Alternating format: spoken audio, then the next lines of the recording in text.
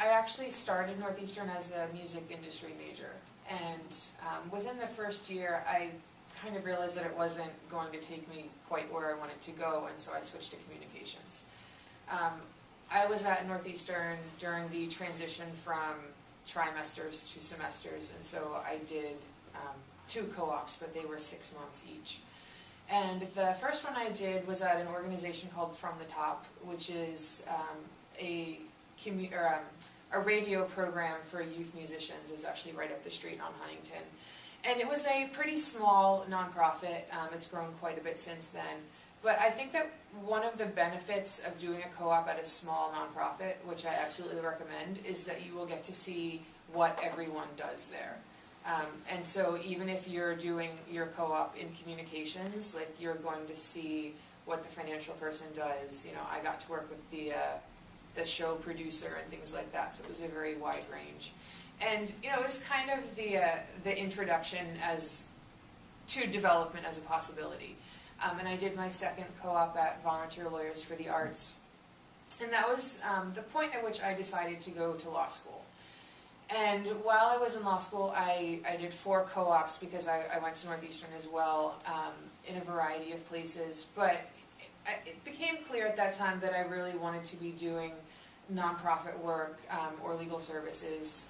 I've only worked for 3 months in my life at a for-profit company, and I'm not looking to go back. It was a it was a rough 3 months. So at the end of law school, I graduated in 2009. You know, it was a tough year to look for work, and so I decided to do the VISTA service for many reasons. You know, I genuinely did want to volunteer for a year.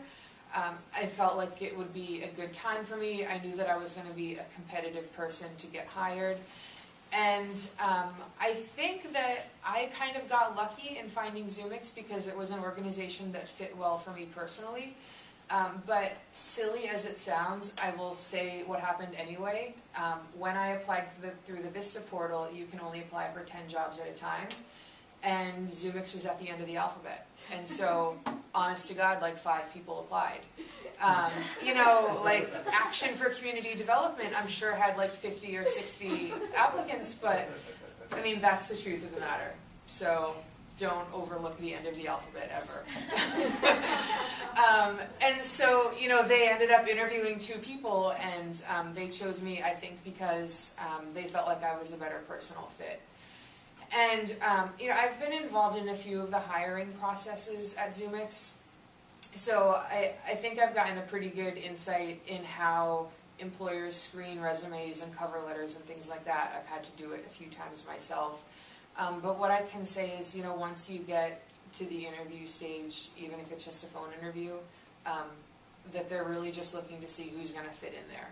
And so I was lucky because I found an organization that I was a good fit for. I unexpectedly landed in development. I thought that in college I was passionate about writing. I knew that I didn't want to be a journalist, so that's what kind of brought me to going down the route of public relations. I did my first co-op at a PR firm.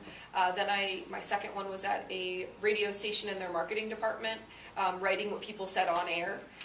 For like promo spots, for ads, for local public, you know, things that the radio was doing in the community.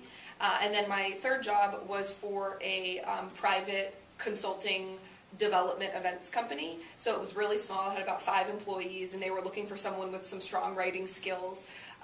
And so I ended up being a great fit for it. I worked